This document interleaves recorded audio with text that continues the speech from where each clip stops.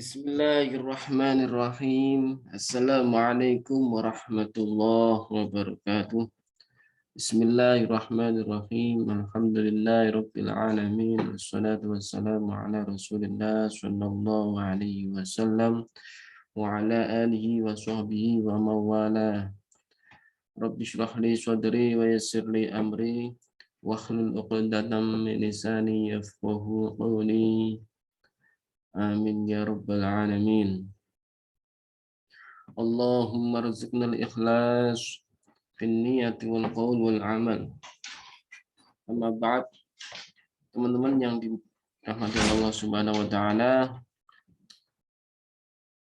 ketemu lagi di channel Kunci Lawang. Di sini ada cerita di mana Al-Haris Al-Muhasibi, ya, Al-Haris Al-Muhasibi. Siapa itu Al-Haris Al-Muhasibi? Al-Haris Al-Muhasibi lebih lengkapnya disebut As-Subki, ya. Jadi seperti itu.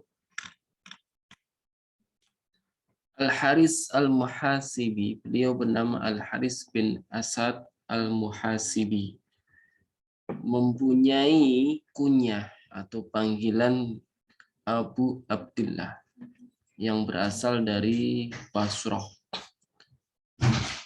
Gelar Al-Muhasibi ini disematkan kepadanya karena beliau sangat banyak menghabiskan waktunya dalam muhasabah terhadap diri sendiri.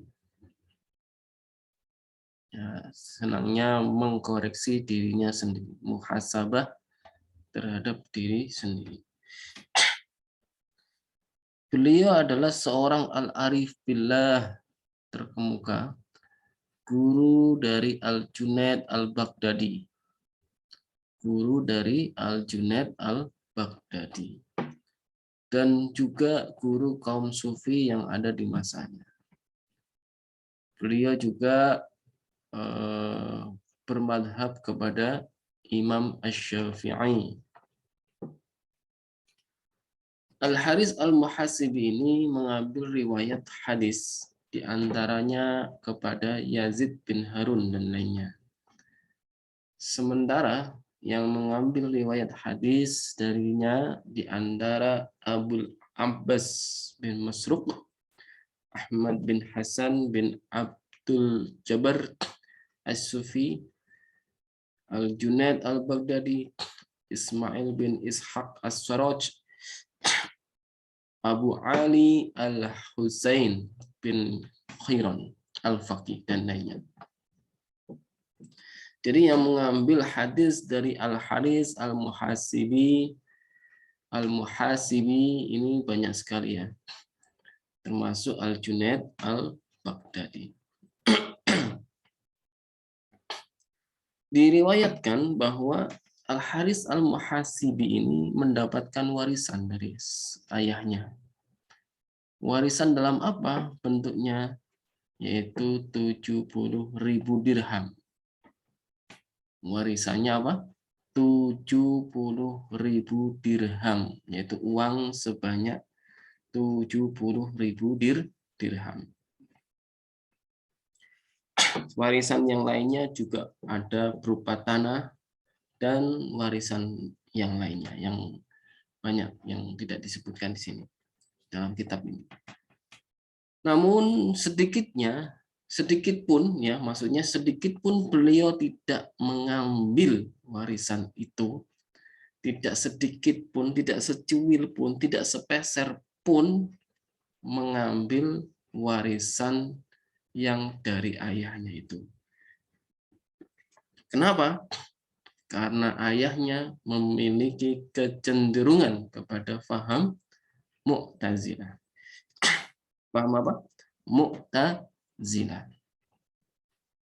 Artinya sudah tidak sepaham lagi dengan beliau, ya, antara ayahnya dengan anaknya tidak sepaham lagi, yaitu akidahnya sudah tidak sepaham lagi ayahnya ini, sehingga Al-Haris Al-Muhasibi tidak mengambil warisan sedikit pun, walaupun itu banyak sekali warisannya.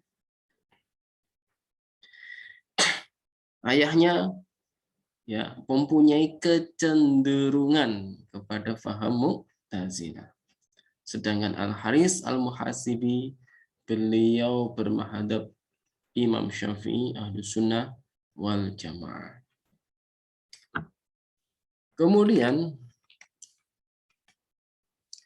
Abu Ali At-Taqaq meriwayatkan bahwa apabila Al-Haris mengulurkan tangan kepada makanan yang mengandung subhat, ya ini, yang mengandung subhat, maka tangannya akan bergetar, ya, maka tangannya akan bergetar dan berkeringat hingga ia tidak makan dari makanan itu. Saya ulangi. Jadi ketika Al-Haris Al-Muhasibi ini yang mengulurkan tangan kepada makanan yang mengandung subhat, maka secara otomatis tangannya Al-Haris Al-Muhasibi ini bergetar dan berkeringat sehingga ia tidak makan dari makanan itu. Ini ya, peristiwa ini diceritakan atau diriwayatkan oleh Abu Ali At-Taqaq. Ya, jadi begitu. Jadi As-Subki dalam Tabaqat Asy-Syafi'iyah, nah ini meriwayatkan dengan sanadnya dari Ja'far Al-Khuldi berkata, ya, dan ini di kitab At-Tabaqat Asy-Syafi'iyah, Ja'far Al-Khuldi ini berkata, saya mendengar Al-Junaid berkata. Junaid siapa tadi? Junaid Al-Baghdadi, yaitu siapa? Muridnya Al-Haris Al-Muhasibi. Saya mendengar Al-Junaid berkata, suatu hari Al-Haris Al-Muhasibi lewat di depan rumahku. Rumahnya siapa? Al-Junaid Al-Baghdadi. Kemudian Al-Junaid tadi berkata, aku melihat pada wajahnya pengaruh lapar yang sedang ia rasakan. Ya, namanya orang lapar seperti apa sih? Ya, begitulah orang lapar itu punya wajah yang kelihatan lapar. Ya, jadi Al-Haris Al-Muhasibi lewat di depan rumahnya Al-Junaid Al-Baghdadi ini dengan menahan lapar dilihat oleh Al-Junaid Al-Baghdadi. Kemudian Al-Junaid berkata, aku berkata, wahai paman, marilah masuk ke rumahku. Kita menyantap sesuatu. Nah, dijawab oleh Al-Haris Al-Muhasibi, ya, yaitu gurunya tadi, mengiyakan. Al-Haris Al-Muhasibi menjawab, baiklah. Kebetulan salah seorang tetanggaku memberikan makanan kepadaku karena ia sedang melakukan pesta pernikahan. Nah, jadi ini Al-Junaid Al-Baghdadi ini merasa gembira karena apa? Mendapatkan makanan dari tetangganya yang mengadakan pesta. Pesta apa? Pernikahan. Nah, makanan tersebut aku hidangkan kepada Al-Haris. Di tengah-tengah makan, Al-Haris berusaha berkali-kali menelan kunyahannya, namun tidak bisa. Nah, jadi Al-Junaid sudah menyediakan makanan, ya, yang menghidangkan makanan, akan tetapi Al-Haris Al-Muhasibi ini berusaha mengunyah, ya, berusaha mengunyah berkali-kali, tapi tidak bisa. Bahkan Al-Haris Al-Muhasibi ini, ya, bahkan diteruskan ceritanya oleh Junaid, adalah bahkan Al-Haris ini tersedak dan kemudian memuntahkannya di tempat sampah. Setelah itu ia langsung pergi. Ya, Al-Haris Al-Muhasibi langsung pergi dari rumah Al-Junaid Al-Baghdadi. Kemudian beberapa hari kemudian aku kembali bertemu dengan Al-Haris. Nah, ini cerita dilanjutkan oleh Al-Junaid Al-Baghdadi. Aku tanyakan kepadanya peristiwa yang lalu tersebut. Ada apa dengan makanannya? Beliau menjawab, wahai anakku, pada hari itu aku memang dalam keadaan lapar sekali. Nah, ini jawabnya Al-Haris Al-Muhasibi. Wahai anakku, pada hari itu memang aku dalam keadaan lapar. Lapar sekali. Dan aku hendak menyembunyikan itu darimu. Namun engkau mengajakku makan. Hanya saja Allah tidak telah menjadikanku tidak dapat makan dari makanan itu karena makanan itu mengandung subhat. Masya Allah. Inilah kemuliaan keramatnya Al-Haris Al-Muhasibi. Ya, luar biasa, Masya Allah. Dengan kehendak Allah, Al-Haris Al-Muhasibi ini berkali-kali makan, tapi tidak bisa. Karena apa? Makanan tadi mengandung subhat. Apa itu subhat? Antara halal dengan haram. Belum tentu halal, dan juga belum tentu haram. Nah ini, belum tentu halal, belum tentu haram. Masya Allah. Kemudian Al-Haris Al-Muhasibi ini bertanya kepada Al-Junaid, dari manakah engkau mendapatkan makanan itu? Al-Junaid menjawabnya, kebetulan hari itu ada salah seorang tetanggaku melaksanakan pesta pernikahan dan memberiku makanan tersebut. Kemudian Al-Junaid menawarkan kepada Al-Haris Al-Muhasibi untuk masuk kembali ke rumahnya dan menyantap makanannya sendiri. Nah, jadi ini ditawarkan lagi kepada Al-Haris Al-Muhasibi, ini gurunya. Namun hidangan yang dia berikan itu hasil bikinannya sendiri. Ya, Al-Junaid Al-Baghdadi membuat makanan sendiri, kemudian dihidangkan kepada Al-Haris Al-Muhasibi. Kemudian Al-Junaid menawarkan kepada Al-Haris untuk masuk kepada rumahnya, ya, ke dalam rumahnya untuk menyantap makanan yang dia buat sendiri. Al-Junaid lalu menghidangkan sepotong roti kasar dan kering. Nah, karena dia punya itu, ya. Dan keduanya kemudian dimakan. Dan keduanya dimakan. Nah, kemudian keduanya artinya apa?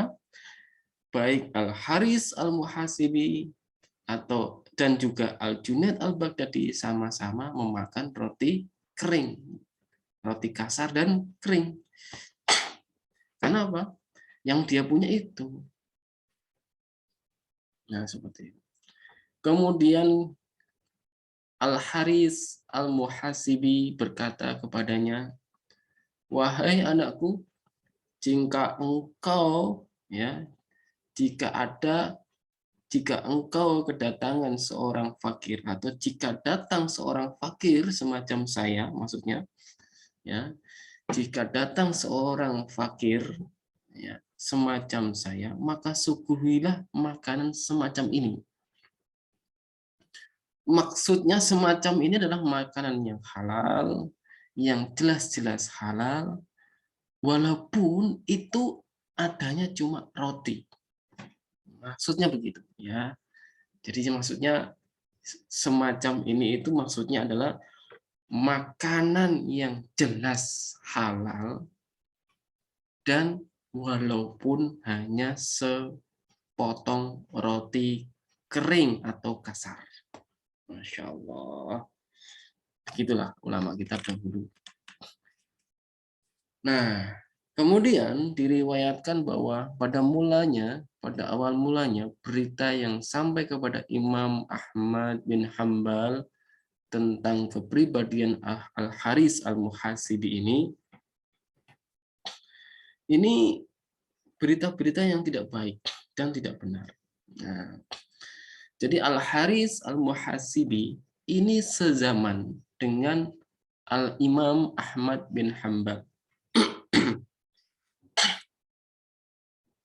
Namun pada saat itu Al-Imam Ahmad bin Hambal hanya mendengar berita-berita yang tidak baik dan tidak benar dari Al-Haris Al-Muhasibi. Artinya apa? Al-Haris Al-Muhasibi dianggap tidak benar karena berita yang keliru yang terdengar oleh Al-Imam Ahmad bin Hambal. Maka tentang hal ini Ismail bin Ishaq As-Sarraj, muridnya Al-Haris Al-Muhasibi ini berkata, suatu hari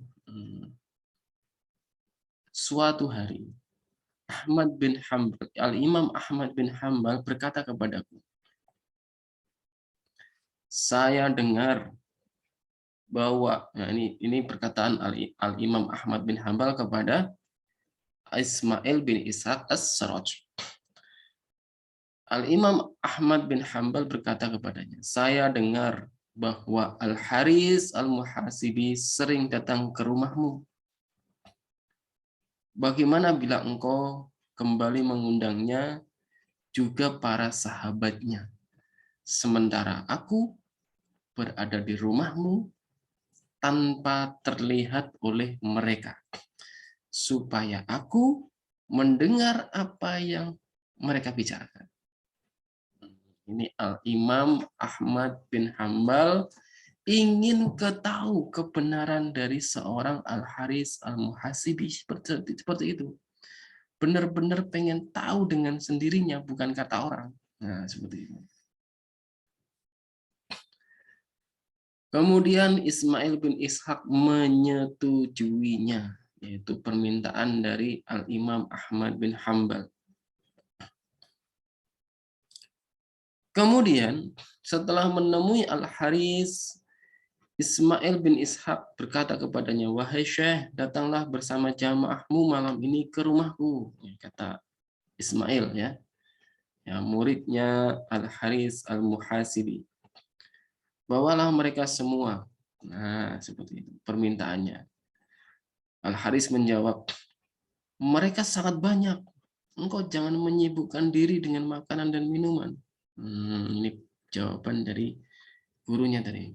Kemudian di malam tersebut, Ahmad bin Hambal duduk di tempat yang tidak terlihat oleh Al-Haris dan para sahabatnya. Jadi permintaan tadi disetujui, namun tidak boleh, ya maksudnya tidak disarankan, ya tidak dianjurkan oleh pemilik rumah tadi untuk menyibukkan diri dengan makanan dan minuman.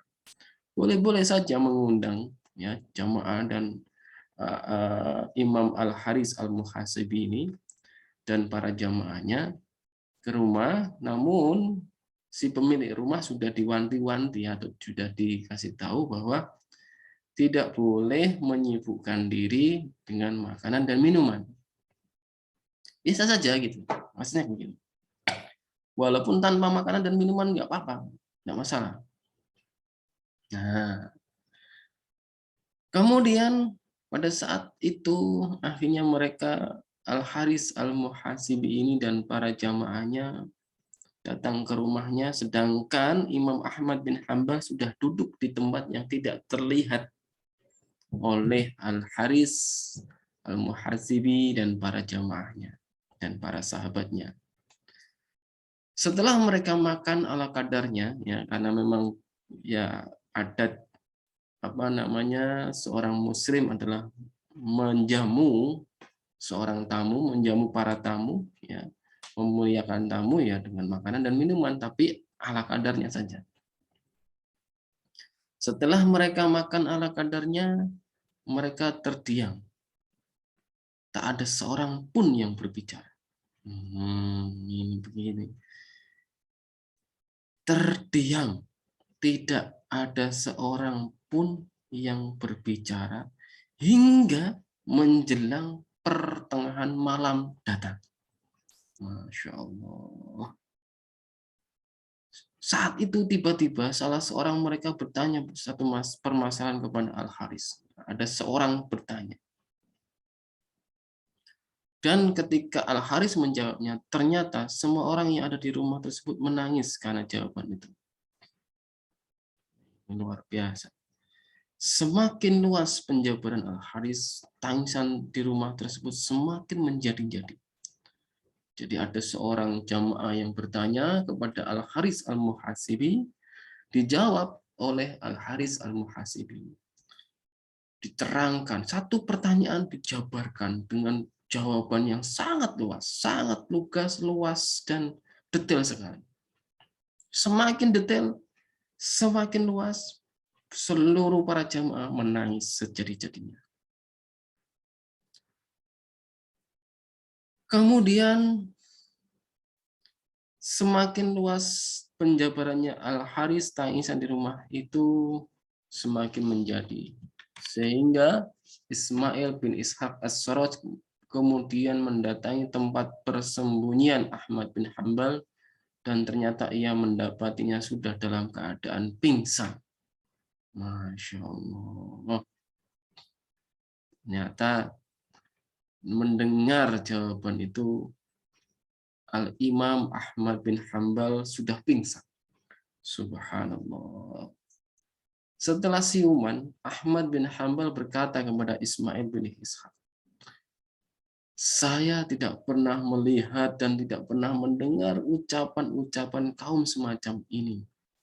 Dan saya tidak pernah mendengar kedalaman ilmu-ilmu hakikat seperti yang dibicarakan Al-Harits seperti ini. Masya Allah. Dalam satu riwayat Ahmad bin Hanbal berkata kepada Ismail bin Ishaq, aku tidak mengingkari sedikit pun dari apa yang ia ucapkan. Nah, ini ada dua redaksi. Ada dua redaksi. Jadi intinya adalah Al-Imam Ahmad bin Hanbal tidak mengingkari, tidak artinya membenarkan, ya, membenarkan apa yang diterangkan oleh Al-Haris Al-Muhasibi yang ketika menjawab satu pertanyaan tadi. Nah, Masya Allah. Jadi ini sangat luar biasa. Al-Haris Al-Muhasibi ini lahir di Baghdad dan juga wafat di Baghdad tahun 243 Hijriah. Artinya apa? Al-Haris Al-Muhasibi ini termasuk generasi emas, karena generasi emas adalah tiga kurun. Tiga kurun adalah tiga abad. Nah, 3 abad adalah 300 tahun Hijriah. Sedangkan Al-Haris Al-Muhasibi ini meninggal di tahun 243 Hijriah. Berarti apa? Beliau termasuk generasi emas, generasi soleh, seperti itu, termasuk tabi'in. Jadi begitulah teman-teman, bahwa karena kesolehannya, karena kealimannya, karena keilmuan yang sangat dalam, Allah memberikan karomah kepada beliau Al-Haris Al-Muhasibi ini, yaitu apa? Tidak bisa makan barang yang subhat, apalagi yang haram. Nah, jadi Al-Haris Al-Muhasibi ini hanya bisa makan barang yang halal, jelas halal. Allah memberikan karamah kepada beliau tidak bisa memakan barang yang subhat. Masya Allah. Allah. Masya Allah. Ada orang yang bisa seperti itu. Sedangkan kita sendiri, ya, boro-boro subhat, haram aja kita makan. Masya Allah. Inna lillahi wa inna ilaihi raji'un. Ini sungguh Ya, baik kita itu sengaja atau tidak sengaja. Nah, barang haram, baik itu sengaja mau tidak sengaja kita makan. Ya, seperti itu. Sedangkan Al-Haris Al-Muhasibi, walaupun itu bukan makanannya, ya, walaupun itu bukan makanannya, makanan orang lain, orang yang menjamu tadi, yaitu siapa? Al-Junaid. Al-Junaid ini dikasih makanan oleh tetangganya yang mengadakan pesta pernikahan. Nah, karena banyak makanan, pengennya makan bareng sama gurunya Al-Haris Al-Muhasibi. Ketika makan, tidak bisa, dikunyah tidak bisa. Sampai akhirnya dimuntahkan ke tong sampah. Masya Allah. Kemudian beliau langsung pulang tanpa memakan sekecil apapun. Sungguh luar biasa, Masya Allah. Inilah apa namanya, kita ini, apa yang bisa diambil hikmah dari cerita ini, teman-teman. Jadi teman-teman, rezeki itu ada tiga. Ya, rezeki itu ada tiga macam. Yang pertama rezeki halal, kemudian rezeki subhat, kemudian rezeki haram. Semuanya rezeki. Dan yang diwajibkan syariat kepada kita, ya, yang diwajibkan syariat kepada kita adalah mencari rezeki yang halal, mencari rezeki yang halal, ya. Jadi seperti itu. Supaya apa? Ibadah kita, doa kita semua diijabah oleh Allah Subhanahu wa taala. Ya. Allahumma firli wa li walidayya warhamhuma kama rabbayani shaghira. Allahumma arzuqna al-ikhlas wa fin niyyati wal qawli wal amal. Jadi begitu teman-teman, semoga cerita ini bisa diambil hikmahnya, ya, dan kita bisa belajar untuk mencari rezeki yang halal apapun resikonya, ya, yang penting itu halal, kita lalu kita jalan, yang penting itu halal, jelas halal maksudnya. Oke, itu dulu teman-teman, cerita tentang makanan dan minuman dari seorang ulama terdahulu, ya, zaman kurun, tiga kurun, ya, zaman emas yang sezaman dengan Imam Ahmad bin Hambal, yaitu siapa? Al-Imam Al-Haris Al-Muhasibi. Al-Imam Al-Haris Al-Muhasibi. Insyaallah. Oke, itu saja dulu. Wallahul muwaffiq ila aqwamit thoriq. Wassalamualaikum warahmatullahi wabarakatuh.